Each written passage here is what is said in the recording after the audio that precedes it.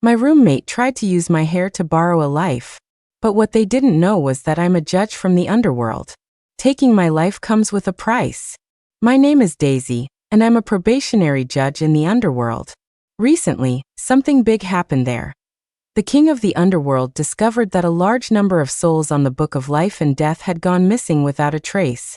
The king specifically sent me to the human world to investigate this matter, promising that if I found the truth, I'd immediately get a promotion. To make my investigation easier, I disguised myself as a university student. Today was my first day at the school. To my surprise, when I excitedly opened my dorm room door, my eyes widened in shock. The room was filled with dark, ghostly energy. I looked up and saw a huge, incredibly ugly ghost clinging to the ceiling. Its bulging eyes were staring directly at me, and its wide mouth kept making giggling sounds. The girls in front of me couldn't see the ghost. I pretended not to notice it, dragged my heavy suitcase through the door, and greeted them with a light laugh. "Hi everyone, I'm new here. My name is Daisy," I said. As I greeted them, my gaze fell on the pen they were all holding. It turned out they were playing a seance game, trying to summon a spirit. Clearly, this ghost was one they had summoned. "Are you guys playing with a Ouija board?" I asked. The girls nodded and introduced themselves. "Daisy, do you want to play?" My roommate Lily turned and asked me. I shook my head, refusing, and out of kindness, I specifically warned them, "You really shouldn't play this game. If you're not careful, someone could get seriously hurt or even die." Lily flinched, her face a little panicked. "Oh, is it that serious? Then I won't play," she said. Another tall girl, who introduced herself as Jessica, scoffed. "It's not as serious as you're making it out to be, Daisy. If you don't want to play, just don't mess things up, okay?" The other two chimed in, agreeing. "Exactly. Aren't we just having some fun? How can you say such horrible things? We didn't offend you, did we? Why are you cursing us like this?" "It's okay, Lily, my friends have played before, and they're all perfectly fine. Don't listen to her nonsense." Lily slowly calmed down. Then let's play," she said. "That's right. Unlike some people, who are scared themselves and won't let others play," Jessica said, giving me a deliberate glare. "Fine, if people want to do something self-destructive, I can't stop them, so they'll just have to deal with the consequences."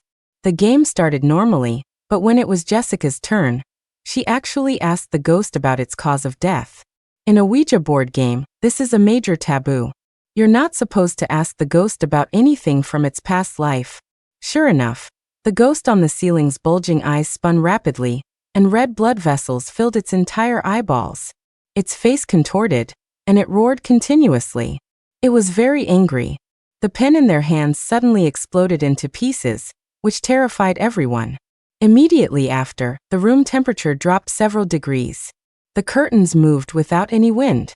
Strange, why did it suddenly get so cold? "The AC isn't even on," someone said. "Could it be a ghost?" The girls exchanged glances, rubbing their arms. They still didn't realize they had caused big trouble.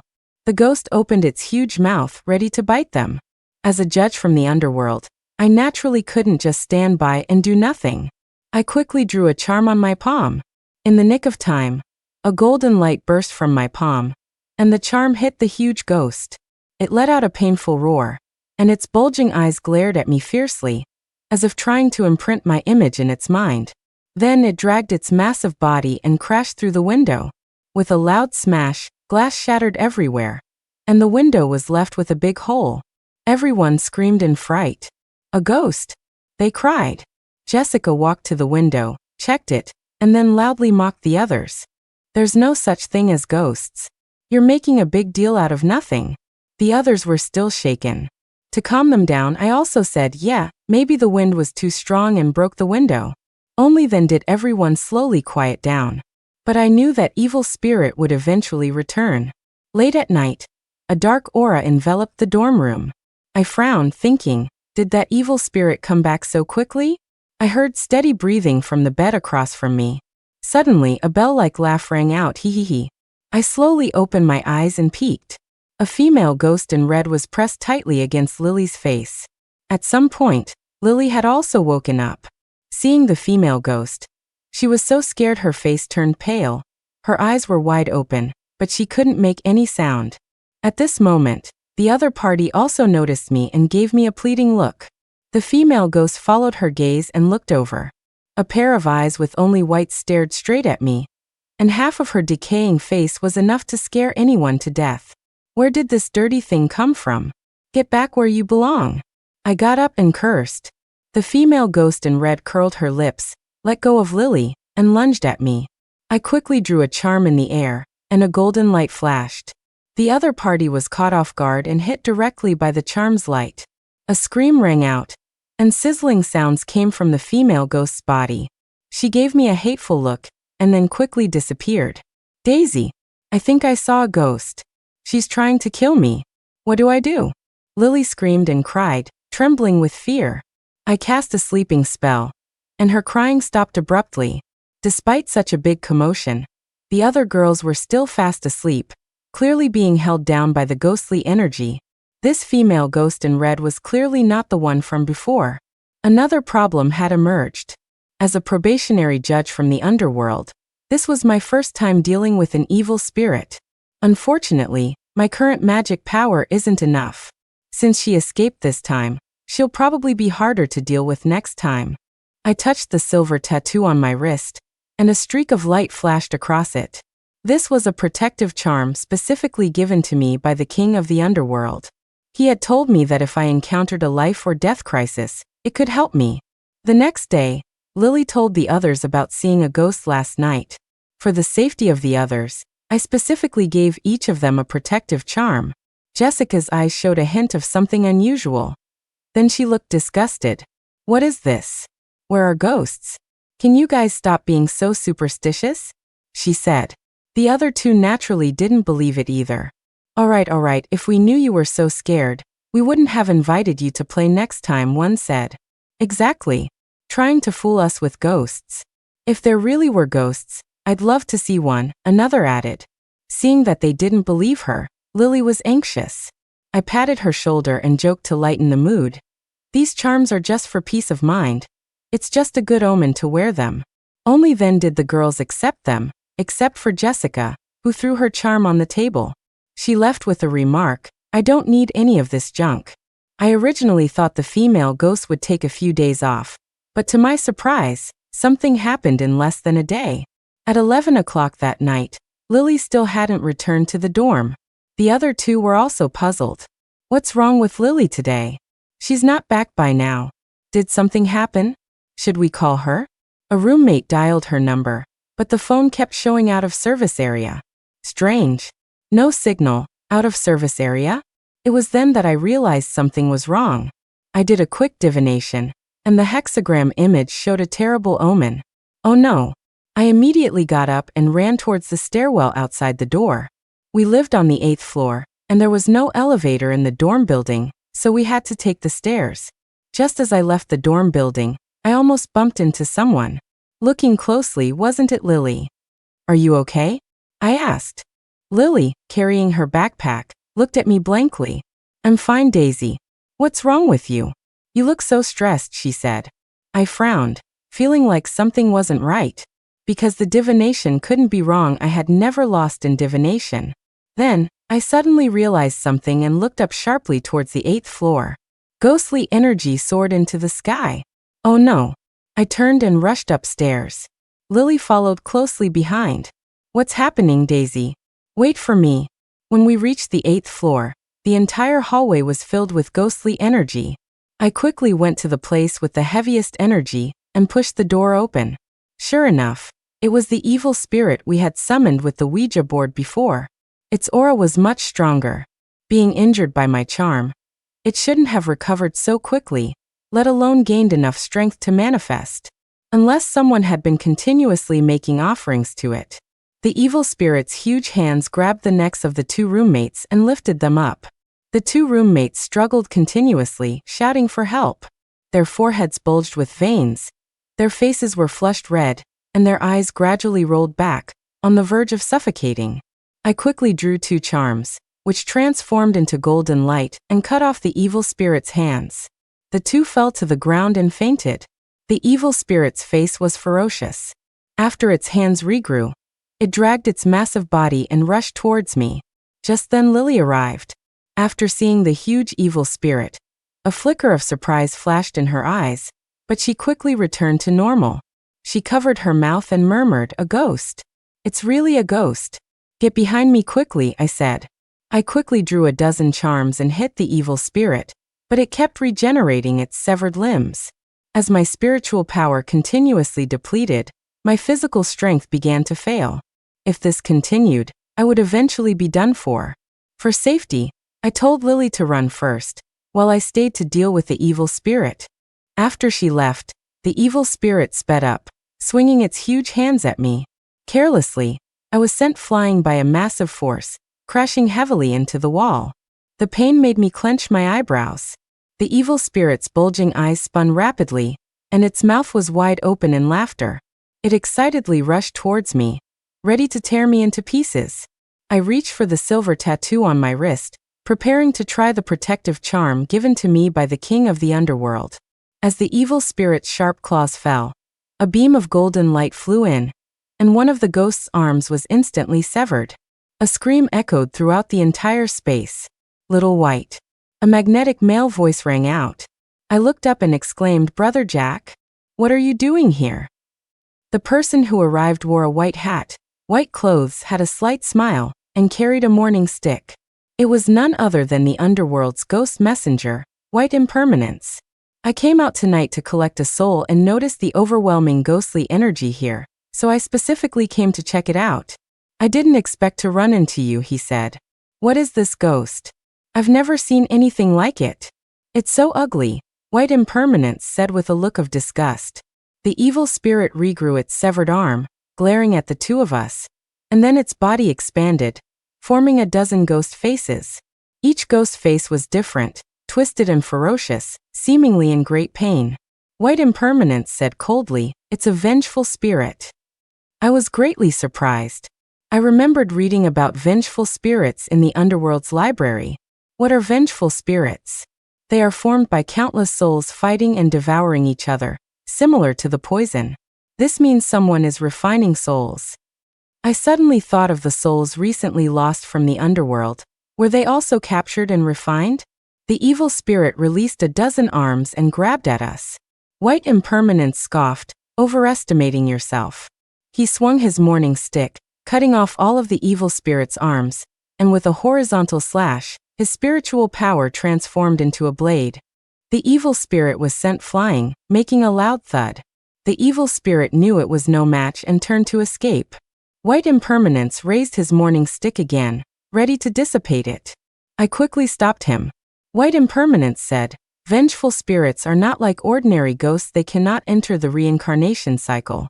The only way to help them find peace is to dissipate their souls. Brother Jack, spare its life. I suspect it's related to the mission the king of the underworld gave me," I said. He nodded and put away his mourning stick, handing me a jade pendant. "Next time you encounter danger, just crush it," he said. With that, his figure flashed and disappeared.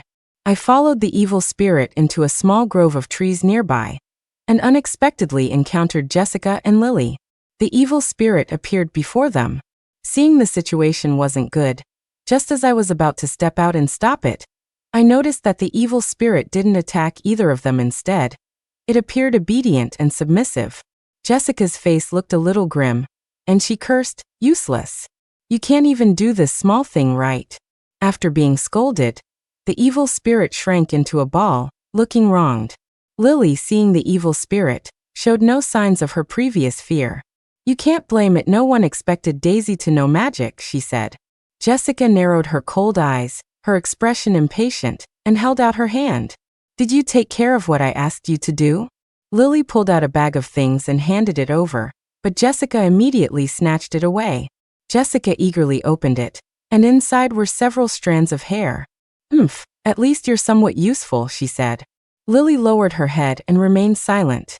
I used my magic to open my spiritual eyes, hoping to investigate the karma surrounding the two of them.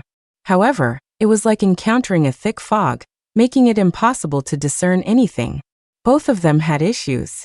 Jessica, with a delighted expression, left with the evil spirit, leaving Lily alone. Unbeknownst to me, Lily behind me revealed a strange smile. After witnessing all of this, my eyebrow twitched, and I had a bad feeling. Back in the dorm, the two unconscious girls had already woken up. Having been to the brink of death, they cried, hugging each other. I saw that their foreheads were covered with a thick black ghostly aura, along with a hint of red blood. Death was imminent. Things were getting more and more serious. Have you done anything strange recently? Or received anything? I quickly asked. My roommate, Sarah, her eyes filled with tears, thought back. No, just playing with the Ouija board last time. And a doll. A doll? What's that? Sarah pulled out a white sunshine doll, but they couldn't see that it was covered in black ink like ghostly energy. I was immediately alarmed and snatched it away. My face serious, I demanded, where did you get this? Perhaps scared by me, Sarah timidly said, Jessica gave it to us. She said that if we made a wish to the doll, it would come true. Did you make a wish? The two nodded, only now realizing something was wrong. Daisy, is there something wrong with this doll? More than just something wrong, it's a huge problem, I said. This doll has been cursed by someone.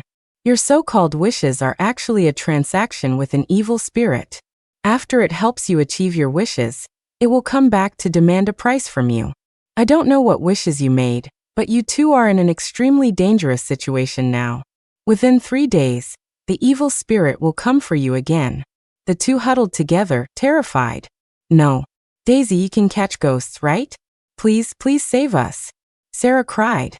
Yes, Daisy, you must save us. Another added. I sighed. Since I encountered them, I naturally wouldn't just stand by and do nothing. Now the most crucial thing was to find Jessica. This curse was definitely related to her. Sarah's eyes flashed with fire, and she said angrily, we have no grudge against her, so why would she harm us? With that, she took out her phone, dialed Jessica's number directly, and put it on speaker. Hello, what's up, Sarah? Jessica's voice came from the other end. Sarah couldn't hold back and shouted, Jessica, why did you harm us? The other side was silent for a moment before speaking.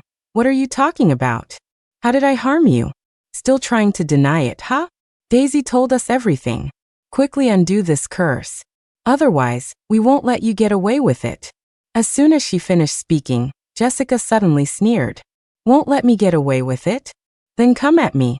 What if I did it? What can you do to me? You'd better take care of yourselves, after all. You don't have much time left, ha ha ha. These words infuriated Sarah, and she started swearing. Ah, Jessica, what goes around comes around. It's not too late to turn back, I said. Daisy, don't think you're so high and mighty just because you know a little magic. If you hadn't interfered this time, I would have succeeded already. I will definitely make you pay, Jessica said through gritted teeth. With that, she immediately hung up the phone, and when we dialed again, no one answered. What do we do now? Sarah panicked, tightly clutching my hand. Just then Lily returned. What's wrong with you all? She asked. I went to her, bit my middle finger, and dabbed a drop of blood on her forehead. There was no reaction. Strange? What's going on? I was puzzled. If an evil spirit had possessed her, I should have forced it out by now. Daisy, what are you doing? Lily touched her forehead. I pulled her to the balcony. What's wrong, Daisy? She asked, looking at me confused. Who exactly are you? I demanded. A flicker of something unusual flashed in Lily's eyes, then quickly returned to normal.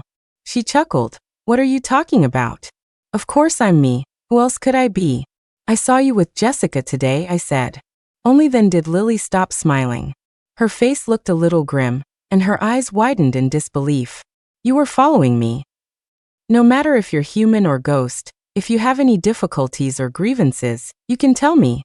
I'll do my best to help you, provided you don't do anything against the laws of heaven, I said. Karma always comes back around. Harming others will only harm yourself. As soon as I finished speaking, the other party scoffed dismissively. Karma always comes back around? I don't believe in any of that.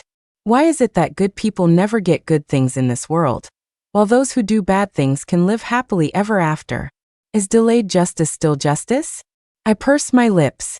But you still can't harm others. Once you become entangled in the karma of taking a human life, you won't be able to reincarnate, I said. As long as I can get my revenge with my own hands, what does it matter if I can't be human in the next life? Lily said, her expression cold. This has nothing to do with you, so stay out of it, or don't blame me for being rude. Sarah and the other girl are innocent. I won't stop you from seeking revenge. As long as you tell me what curse Jessica put on them. Lily's eyes showed a hint of hesitation, clearly wavering. Finally, under my persuasion, Lily finally spoke. Borrowing life. Jessica borrowed their lifespans, she said. So, it was borrowing life, using the lifespans of living people to trade with ghosts to extend one's own life. Jessica is not easy to deal with. You've ruined her plans again and again, and she won't let you off, Lily kindly reminded me. I looked at her, and her gaze shifted uncomfortably to the side. You clearly have a good heart, so why are you helping Jessica? She shook her head. You don't understand. This has nothing to do with you, and I'll resolve it myself. I won't force you. If you have any difficulties, tell me, and I'll find a way to help you, I said. Now that I knew what curse Jessica had placed, there was a way to break it with external help. I made 2 small straw figures, wrote their birth dates and times on yellow talismans, and tied the talismans to the straw figures with red string. After casting a spell, the 2 substitutes were ready. To break the curse, I only needed to eliminate the evil spirit that made the transaction, but the person who cast the curse would also suffer severe backlash. Daisy, is this all it takes? Sarah asked. I had drawn charms all over Sarah and the other girls' bodies, so the evil spirit wouldn't be able to see them. When the evil spirit appears, you absolutely must not make a sound, or all our efforts will be in vain, I specifically reminded them. Both nodded vigorously in agreement. I expended a great deal of effort to finally draw a 5 Thunders talisman. Heavenly thunder is the bane of all demons and ghosts. The 5 Thunders talisman is extremely powerful and consumes a vast amount of spiritual energy. In addition, I also set up a formation to restrain the evil spirit's movements. Night fell, and everything around was eerily quiet. Suddenly, the window opened a crack, and black ghostly energy began to seep in. The increasingly dense ghostly energy finally solidified into a form. It was the vengeful spirit that had escaped before. The vengeful spirit's heavy body landed on the formation, and hands reached out from its back to grab the substitute straw figures. Sarah and the others huddled in a corner, trembling and daring not to make a sound. Seeing that the time was right, I chanted a spell, silently reciting an incantation to activate the formation. The formation on the ground emitted a golden light, and several chains flew out from it, firmly binding the vengeful spirit's limbs. Only then did the vengeful spirit realize it had been tricked and struggled frantically to break free from the chains. While maintaining the stability of the formation, I threw out the 5 Thunders talisman. 5 thunder gods, I know your names, summon you instantly, swift lightning, urgent as command. Go. The 5 Thunders talisman emitted a bright light and flew towards the vengeful spirit's head. The thunder talisman transformed into a purple thunder dragon, circling above the vengeful spirit. A dragon's roar echoed throughout the entire space. Then the purple thunder dragon pounced on the vengeful spirit, and lightning struck its body. The black ghostly energy was directly dispersed. A dozen ghost faces let out heartbreaking screams. Just as I was about to increase my magical power to completely kill the vengeful spirit, the dorm room door was violently broken open. A woman with white hair and a wrinkled face walked in. Everyone looked over. Jessica, how could it be you? Sarah blurted out in excitement. Jessica didn't speak, but threw out a black talisman. The vengeful spirit swallowed it, and the previously faded ghostly energy instantly gathered, and the recovered vengeful spirit immediately broke free from its restraints. Then, it rushed towards Sarah and the other girl. Sarah, seeing this, tried to escape without hesitation. Oh no! Don't run around. My warning had already gone unheeded by her. She only had the thought of escaping. A huge hand with a whistling sound heavily swung towards the 2 girls. I gathered my magical power and ran in front of them to block the attack. However, my spiritual power had been excessively depleted earlier, and I was swept away after only a short resistance. The vengeful spirit leaped high, trying to crush me. At the critical moment, Lily stood in front of me. Look out! I cried out in alarm. A red figure emerged from Lily's body and fought with the vengeful spirit. It was the female ghost in red from that day. So, it was you who caused all this. You made all my efforts go to waste. How dare you harm me? Jessica also looked incredulous, her eyes filled with murderous intent as she glared at us. Perfect. Today all of you will die. The red-clothed female ghost's strength was on par with the vengeful spirit's, even slightly superior. Jessica chanted some incantation, and the vengeful spirit suddenly went berserk, one of its arms piercing her chest. She died on the spot, her eyes wide open. This scene stunned everyone. Oh no, this is a sacrifice. The vengeful spirit absorbed Jessica's blood, and its strength increased several times. In less than a round, the red-clothed female ghost was severely injured and fell to the ground. Just as the vengeful spirit was about to deliver the killing blow, a charm flew out from the female ghost's body.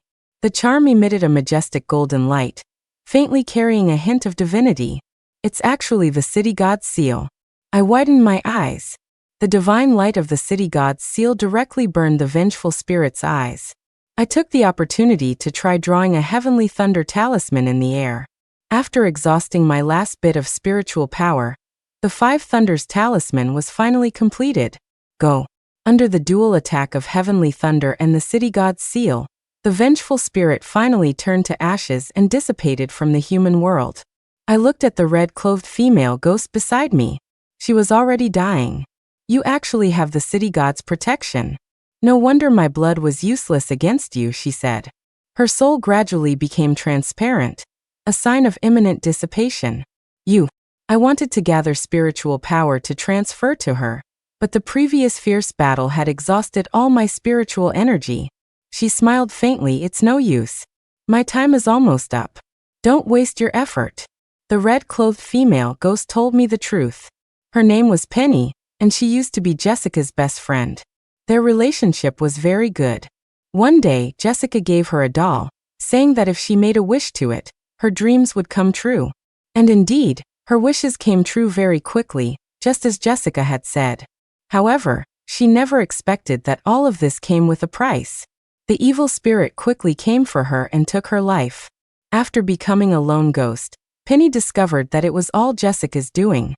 Jessica was suffering from a serious illness and was beyond cure.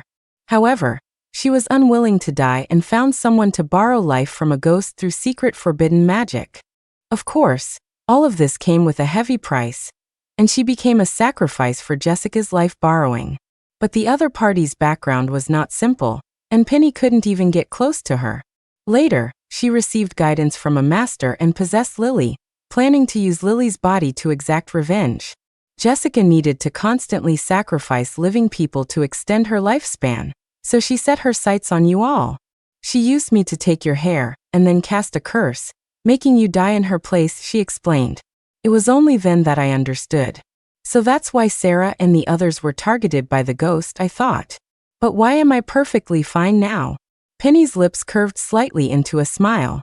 That's because I swapped your hair with Jessica's. She suffered the backlash of the curse, which is why she ended up like this, she said. Fighting fire with fire, she added. The matter isn't over yet. Don't forget the person behind Jessica. Their cultivation is unfathomable, and their relationship with Jessica is extraordinary. Now that Jessica is dead, they definitely won't let this go, she warned. As she dissipated, she spoke her last words. Lily, you're so lucky to have a friend like Daisy. I wish I had met you earlier. With that, I watched her dissipate before my eyes. I will avenge you, I said, closing my eyes. Jessica's mysterious death in the dorm room led the school to call the police. At the police station, there were no other traces of people at the scene, only the three of us.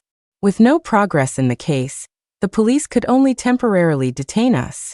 Despite my repeated explanations that a ghost had killed her, the police told me to contact a lawyer and took me to a psychiatric hospital for a criminal evaluation. Because Jessica's death was too horrific, with a large hole pierced through her body, and the police couldn't find any physical evidence, the case remained deadlocked. And as suspects, we could only obediently stay at the police station until the case was solved. However, soon after, several more murders occurred, also with no identifiable culprits. This caused widespread panic at the police station. What do we do? If they can't figure it out, won't we have to stay here forever? Sarah grumbled. Let's trust the police, the truth will definitely come out, I said. Lily had no memory of being possessed. If nothing unexpected happens, we should be able to leave tonight, I said. Sarah's eyes lit up. Daisy, is that true? She asked. I nodded. Jessica's resentment was overwhelming before she died, so she will definitely return tonight as a vengeful spirit to seek revenge. The girls were stunned. What? Sarah grabbed the two of them, her face ashen with fear. Then what do we do? Are we just going to wait here to die? Don't worry, I've already set up a barrier. She shouldn't be able to do anything to us, and besides, I have connections, I said, pointing mysteriously at the ceiling. As soon as I finished speaking, the wall clock suddenly chimed. Midnight. A gust of cold wind swept through. The lights in the room suddenly flickered. The room temperature plummeted by over 10 degrees, as if we were in a cold cellar. Noticing the abnormality, a police officer came in to investigate. What's going on? He asked. A ghostly hand suddenly attacked him. With a scream, the police officer was thrown heavily against the wall, dying instantly. Jessica. Sarah's eyes widened. The female ghost in front of them was ferocious, filled with a dense murderous aura, having already taken countless lives. You. How dare you harm me? Jessica's bloodshot eyes were filled with hatred. Jessica, I told you, what goes around comes around. This is all your own doing, I said, looking at the ghost in front of me. Her rage was immense, and the murderous aura around her was so thick it was almost solid. She was close to becoming a ghost king, making her extremely difficult to deal with. If you hadn't kept interfering with me, I wouldn't have ended up like this. I'm going to kill you all. A murderous aura erupted from Jessica's body, and she swung her ghostly claws, flying towards us. The girls screamed and closed their eyes. A golden barrier formed by light appeared, and Jessica was repelled as soon as she touched it. Her face contorted, and she glared at me, gritting her teeth. You ruined my plans again. Jessica, put down your hatred, and I can plead with the king of the underworld to let you reincarnate, I said. She scoffed dismissively and continued to lunge. After repeated attempts, Jessica suddenly thought of something. She grabbed the body on the ground and threw it at us. The formation was destroyed and became useless. A cold smile was fixed on her lips as she slowly walked towards us. Now that there's no formation, let's see how you'll die. Sarah and the others screamed in fear. Don't come any closer, aha. I calmly crushed the jade pendant. A white light flashed, and White Impermanence's figure appeared. Jessica was greatly alarmed. The ghost messenger White Impermanence, she exclaimed, then turned and tried to run. White Impermanence remained unhurried, waved his white sleeve, and captured Jessica. Brother Jack, you're here, I said with a smile. This ghost is filled with too much murderous aura. Take her back to the underworld for the king of the underworld to judge, White Impermanence said. Brother Jack, there's still a mastermind behind this person, and I'm afraid I'm not their match, I said. No worries, the king of the underworld has ordered me to assist you with this case. Just do what you need to do, and I'll help you in times of crisis, he replied. With that, he disappeared. Everything that had just happened was recorded by the surveillance cameras. Everyone at the police station was stunned and didn't react for a moment. Chief of Police Ryan released me and apologized. I misunderstood you earlier. I'm truly sorry, he said. I replied, it's your duty, I understand. We also believe the police will investigate the truth and give us justice. Master Daisy, what should we do now? He asked, feeling a bit lost since he hadn't encountered such a situation before. Jessica has been taken away, but there's still a powerful figure helping her behind the scenes. I think the recent murders are related to them. Instead of waiting passively, it's better to take the initiative, I said.